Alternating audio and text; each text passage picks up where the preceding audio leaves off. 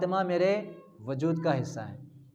खुद मैंने पहली मजलिस में अर्ज़ किया कि किसी की भी बात को समझने से पहले हमें यह समझना ज़रूरी होता है कि कह कौन रहा है, इरशाद कौन फरमा रहा है। अगर हम पैगम्बर अकरम की ज़ात गिरामी को समझेंगे तो ये पैगम्बर अकरम की ये बात भी समझ में आएगी। पैगम्बर अकरम ने इरशाद फरमाया फ़ातिमा तो बज़्ज़तु मिन्नी, फ़ातिमा मेरे वजूद का हिस्सा है। अब ख़ुद पैगम्बर अकरम की ज़ात को हमें समझना है कि पैगम्बर कौन है। पैगम्बर वो हैं कि जिनके लिए खुदावंद आलम ने अखलाक के लिए इरशाद फरमाया इन्नका लअला खुलुक़िन अज़ीम, ऐ पैगम्बर आप अखलाक के अज़ीम दर्जे पर फ़ाइज़ हैं। पैगम्बर अकरम की रहमत को देखकर खुदावंद आलम ने इरशाद फरमाया ऐ पैगम्बर आप आलमीन के लिए रहमत बनाकर भेजे गए हैं।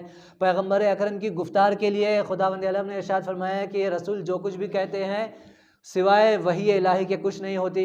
पैगम्बर अकरम के अमल के लिए खुदावंद आलम ने इरशाद फरमाया कि वमा रमायता इज़ रमायता वलाकिन्नल्लाह रमा, ऐ पैगम्बर ये आपने नहीं किया बल्कि खुदा ने किया। यानी पैगम्बर का हर काम खुदा का काम है। पैगम्बर अकरम के अफ़आल और आमाल की तमाम ज़िम्मेदारियाँ खुदावंद आलम ने अपनी तरफ ले ली है। जब हम पैगम्बर के तमाम कामों के और उनकी ज़ात की तरफ निगाह करेंगे तो वो सारे काम खुदावंद आलम की निस्बत है। जब हमें पैगम्बर अकरम की ज़ात समझ में आ जाएगी तो खुद ब खुद ज़ात जनाब ज़हरा समझ में आ जाएगी। इसीलिए तो पैगम्बर अकरम जनाब अम्मार यासिर से भी रिवायत है, जनाब सलमान इब्ने फ़ारसी से भी रिवायत है, फरमाते हैं कि जब भी पैगम्बर अकरम के दरबार में या जब घर में या मस्जिद में जनाब ज़हरा तशरीफ़ लाती थी तो पैगम्बर अकरम 4 काम करते थे। वो काम क्या थे?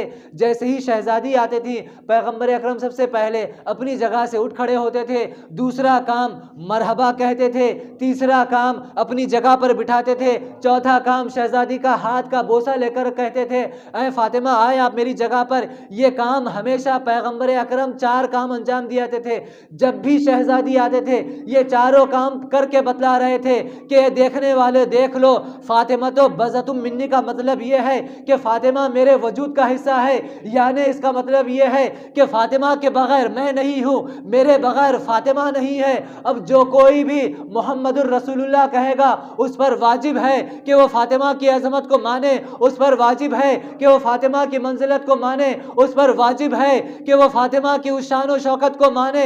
इसलिए कि मैं ये ताज़ीम करके बतला रहा हूँ कि जब मैं जो रसूल आलमीन के लिए रहमत है वो फातिमा मेरे लिए रहमत है, या लफ्ज़ों को बदल कर कहूँ आलमीन की रहमत को हम मोहम्मद मुस्तफ़ा कहते हैं, मोहम्मद मुस्तफ़ा की रहमत को फातिमा ज़हरा कहते हैं। सलवात पर मोहम्मद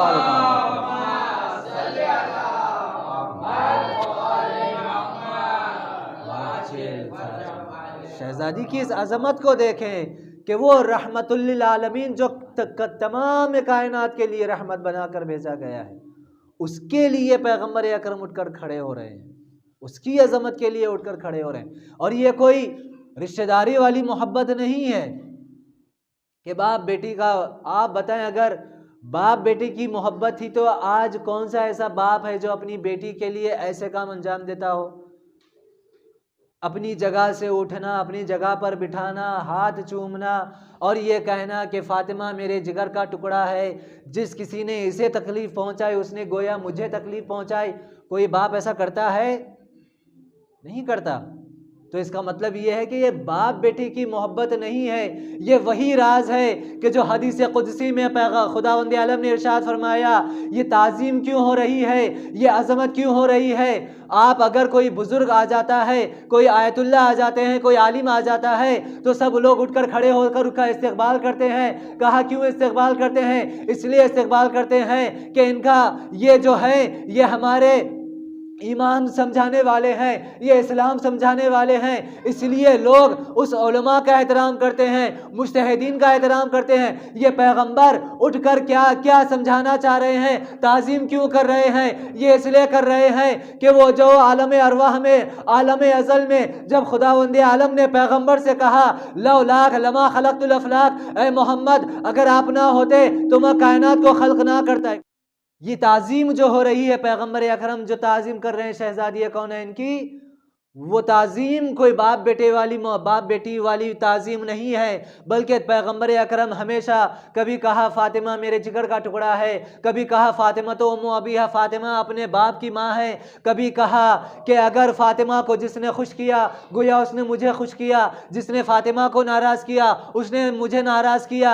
ये करके, ये अमल करके, ये एहतराम करके ये बतला रहे हैं कि देखो ये वही बात है कि जो खुदावंद आलम ने आलम अज़ल में कहा था। अभी कायनात, अभी आदम भी नहीं बने थे, अभी आसमान भी नहीं बना था, अभी ज़मीन भी नहीं बने थे, अभी फरिश्ते भी नहीं बने थे, अभी जन्नत भी खल्क नहीं हुई थी, अभी जहन्नम भी खल्क नहीं हुआ था, अभी कौसर भी नहीं बनी थी, अभी जन्नत की दूसरे हुरे और गिलमान भी नहीं बने थे। उस वक्त खुदावंद आलम पैगंबर अकरम से कह रहा है लौलाक लमा खलक़तुल अफ़लाक, ऐ मोहम्मद अगर आप ना होते तो मैं कायनात को वजूद देता ही नहीं, मैं कायनात बनाऊंगा ही नहीं। ये कहकर खुदावंद आलम ने कहा है पैगंबर खुश मत होना। आगे बढ़कर कहा अगर अली ना होते मैं आपको खल्क ना करता, और यही बात तमाम नहीं हुई, अगर फातिमा ना होती मैं आप दोनों को भी खल्क ना करता। ये पैगंबर जो ताज़ीम कर रहे हैं, ये उठकर जो ताज़ीम कर रहे हैं, ये वही वाली ताज़ीम है। ऐ फातिमा मेरा वजूद भी आपकी देन है, मेरी नबूवत भी आपका देन है, मेरा इस्लाम भी आपकी वजह से बाकी रहेगा। इसलिए कभी उठकर ताज़ीम कर रहे हैं और कभी फरमा रहे हैं फातिमा अपने बाप की माँ है, यानी फातिमा है तो मोहम्मद है, फातिमा है तो इस्लाम है, दीन है। सल्लल्लाहु अलैहि वसल्लम।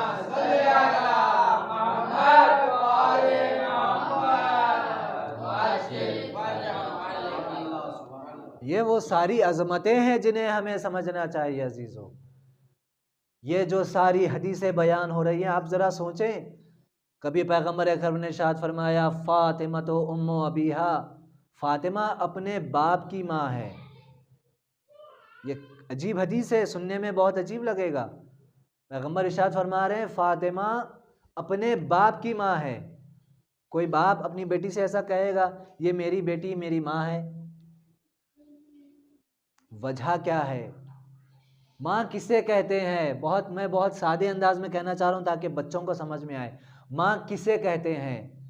माँ उस अजीम हस्ती को कहते हैं जिसकी वजह से हमें वजूद मिलता है, जिसकी वजह से हम दुनिया में आते हैं। कभी कभी हम कहते हैं और हुब्बुल वतन निसुल ईमान, और आजकल के हालात भी ऐसे हिंदुस्तान के हो गए हैं। कहा ये ज़मीन भी हमारी क्या है? माँ है। कहा ये इंसान कितने भी गुनाह कर लें, और यकीनन हमारे अहादीस में भी इस तरीके की बातें पाई जाती हैं कि ये ज़मीन की तहम्मुल है, ज़मीन की बर्दाश्त है, ये मिट्टी में इतनी कुदरत है, क़ुव्वत है कि वो ऐसे बदबख्त इंसानों का बोझ उठाए हुए है। अहादीस में मौजूद है कि ये ज़मीन, वरना आप बताएं जिस तरीके से इंसान गुनाह कर रहा है, जैसे बदबख्तियाँ अंजाम दे रहा है, जब इंसान गुनाह करते हैं तो ज़मीन शिकवा करती है खुदा की बारगाह में, खुदा ये कैसी मखलूक तूने मेरे सीने पर और मुझ मिट्टी पर भेज दिया। लेकिन अल्लाह अकबर, कुछ ऐसी हस्तियां हैं जिन हस्तियों को देखकर ज़मीन भी कहती है खुदाया तेरा लाख लाख शुक्र है कि तूने उन हस्तियों को भेजा इस ज़मीन पर। तो कहने का मतलब क्या है? कहा माँ किसे कहते हैं?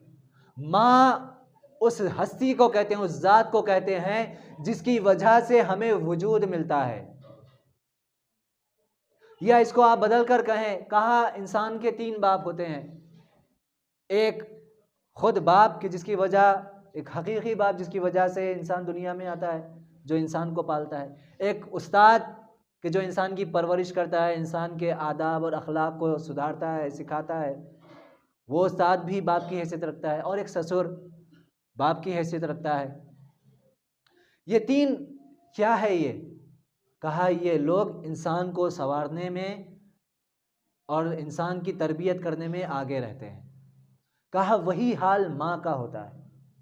अगर इंसान की माँ वजूद ना हो, लिहाजा खुदावंद आलम ने जनाब ईसा को भी माँ के ज़रिए से वजूद दिया। कहा माँ वो होती है कि जिसकी वजह से इंसान को शख्सियत मिलती है, वजूद मिलता है। और कायनात और क़यामत में भी खुदावंद आलम माँओं के नाम लेकर पुकारेगा इंसानों को, माँओं का नाम लेकर पुकारेगा, बाप के नाम से नहीं पुकारेगा। ये अलग बात है कि दुनिया में विरासत जायदाद सब कुछ बाप की तरफ से जो है मिलती हैं, लेकिन क़यामत में खुदावंद आलम माओ के नाम से पुकारेगा। ये भी एक वजह है उन बातों में ना जाते हुए।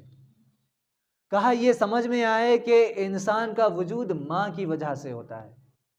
पैगम्बर अकरम फरमा रहे हैं कि फ़ातिमा तो उम्मो अबीहा, फ़ातिमा मेरे वजूद का हिस्सा है। या यहाँ पर इरशाद फरमाया फ़ातिमा अपने बाप की माँ है, फ़ातिमा अपने बाप की माँ है। क्या पैगम्बर अकरम कहना चाह रहे हैं, क्या फरमाना चाह रहे हैं?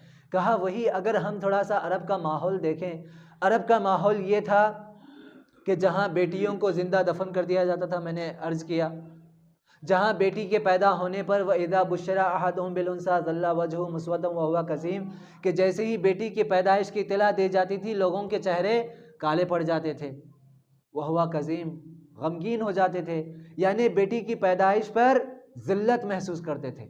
वैसे माहौल में खुदावंद आलम ने क्या किया, पैगम्बर अकरम के थोड़ा में एक मरतबा सलावत पढ़ मोहम्मद वाला।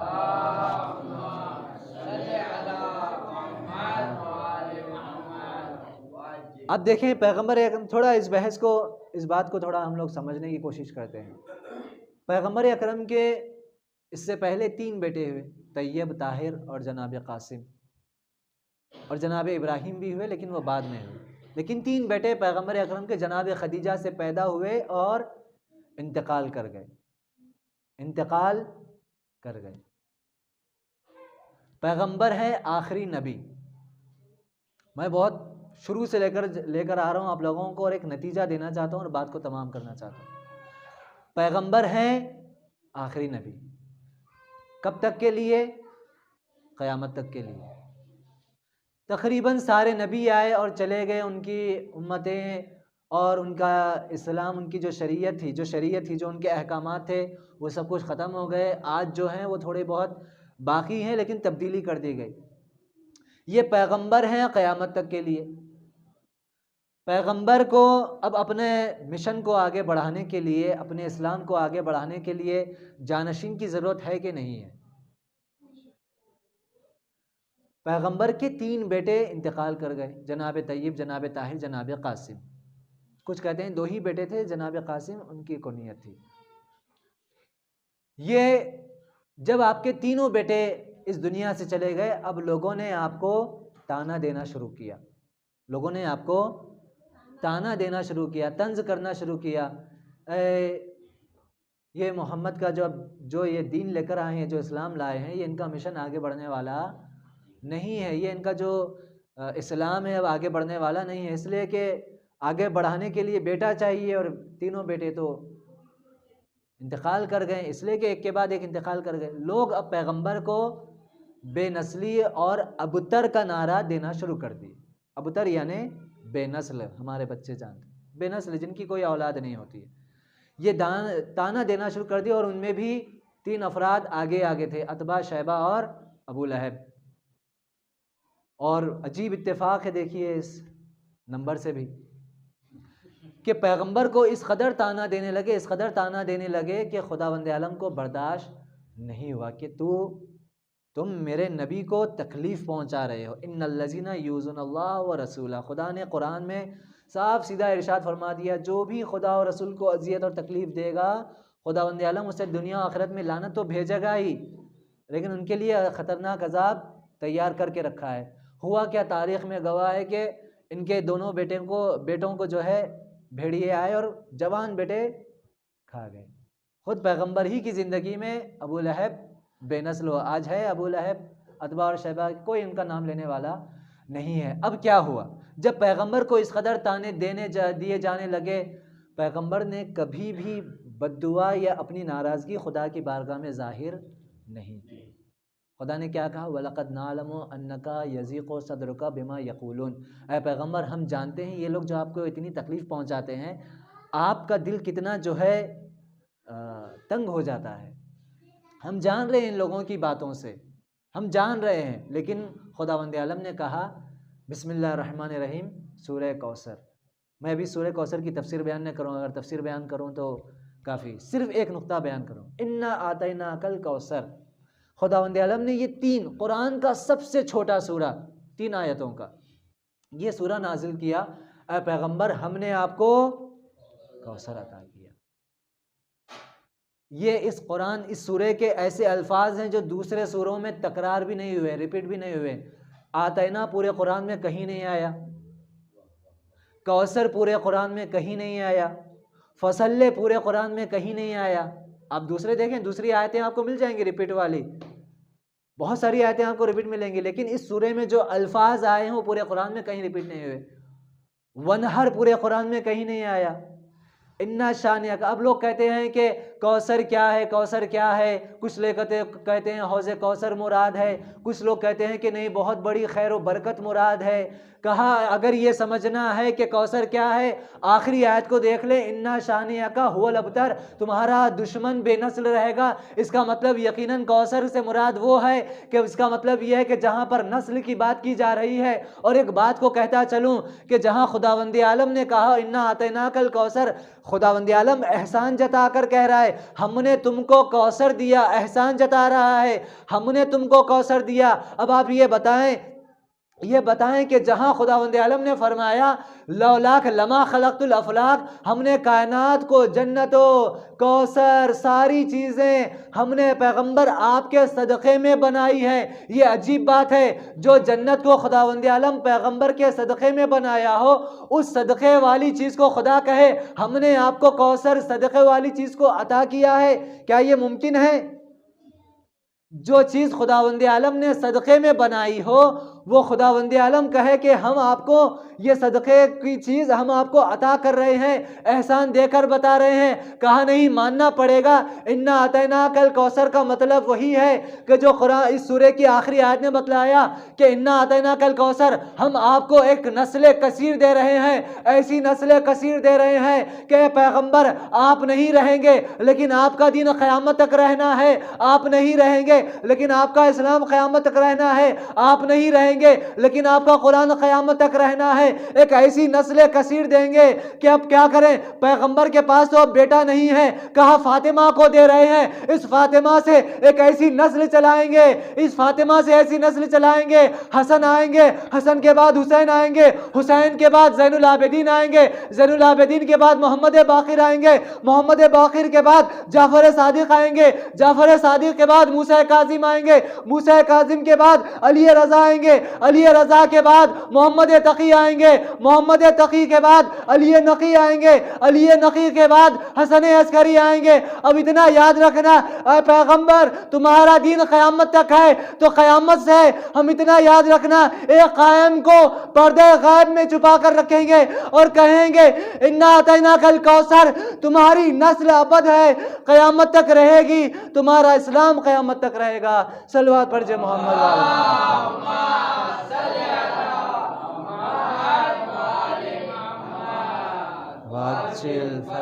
तुम्हारा दीन क़यामत तक रहेगा।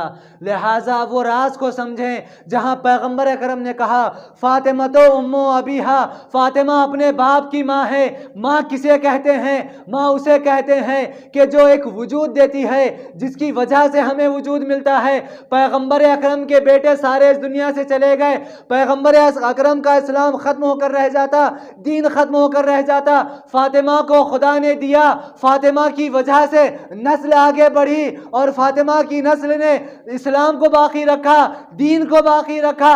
मानना पड़ेगा कि पैगंबर अकरम ये कहना चाह रहे हैं कि अगर फातिमा ना होती तो मेरा वजूद नहीं था। इसका मतलब ये है ना मेरा दीन होता ना मेरा इस्लाम होता। सल्लल्लाहु अलैहि मोहम्मद।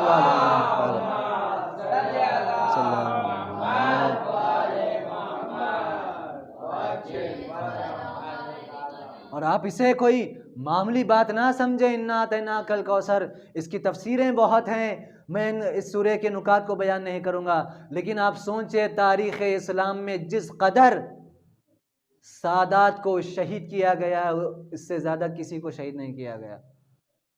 सबसे ज़्यादा सादात को शहीद किया गया और सादात के मानने वालों को।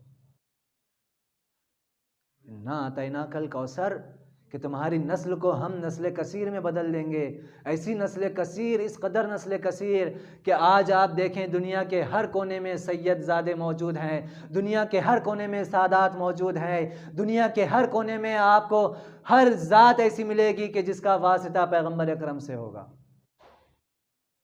और फिर इसके ऊपर एक अजीब बहस भी होती है, लोग बहस भी करते हैं कि बेटी से नस्ल कैसे बढ़ती है। अब ये भी अलग बहस है। किन किन बातों को पेश किया जाए, वक्त नहीं है हमारे पास। कौन सी बातों को पेश किया जाए। नस्ल कसीर का मतलब ये है कि खुदावंद आलम ने पैगंबर अकरम के दीन और इस्लाम को बाकी रखने के लिए शहज़ादी कौनैन का सहारा लिया। मैंने पिछले साल की मजलिस में अभी भी याद है मुझे, जिन बातों को मैंने अर्ज़ किया था कि कैसे शहज़ादी कौनैन, इसलिए कि पैगंबर अकरम जा रहे हैं, 11 हिजरी में पैगंबर अकरम का इंतकाल होने वाला है और पैगंबर अकरम की ज़ात हमेशा तो नहीं रहने वाली। लिहाजा कोई ऐसी ज़ात चाहिए थी कि जो नबूवत से उन तमाम कमालात को लेकर इमामत से मुत्तसिल हो और नबूवत और इमामत के सिलसिले को आगे बढ़ाए। वो ज़ात शहज़ादी कौनैन की ज़ात थी, वो ज़ात शहज़ादी कौनैन की ज़ात थी। इसीलिए तो खुदावंद आलम ने मरकज़ को समझाने के लिए, सेंटर को समझाने के लिए, उस मेयार को समझाने के लिए जब हदीस किसा की बात आती है और जब पूरे पंजतन पाक चादर तथीर में जमा हो जाते हैं, लोग कहते हैं और जिब्राइल पूछते हैं आखिर ये चादर तथीर के नीचे कौन है। खुदा ने क्या कहा, हम फातिमा तो वो अबूहा वो बालुहा वो बनुहा, ये फातिमा है, ये उनके बाप हैं, ये फातिमा है, ये उनके शौहर हैं, ये फातिमा हैं, उनके बेटे हैं। ऐ खुदा क्या राज है कि तू अगर चाहता तो अपने पैगंबर के ज़रिए से पहचानवा सकता था, लेकिन फातिमा ज़हरा के ज़रिए से पहचानवा रहा है। और खुदावंद आलम ये समझाना चाह रहा है कि मोहम्मद का वजूद है तो फातिमा की वजह से, अली का वजूद है तो फातिमा की वजह से, हसनैन का वजूद है तो फातिमा की वजह से। लफ्ज़ों को बदल कर कहूँ, फातिमा उस इस्मत कुबरा को कहते हैं, फातिमा उस मासूमा हस्ती को कहते हैं कि जिसकी वजह से अगर नबी को मासूम होना है तो फातिमा की वजह से, इमाम को मासूम होना है तो फातिमा की वजह से। सलवात पर जो मोहम्मद वाले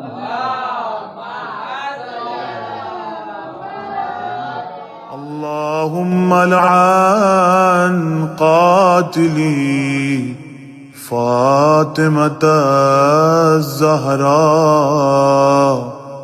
सलामुल्लाहि अलैहा।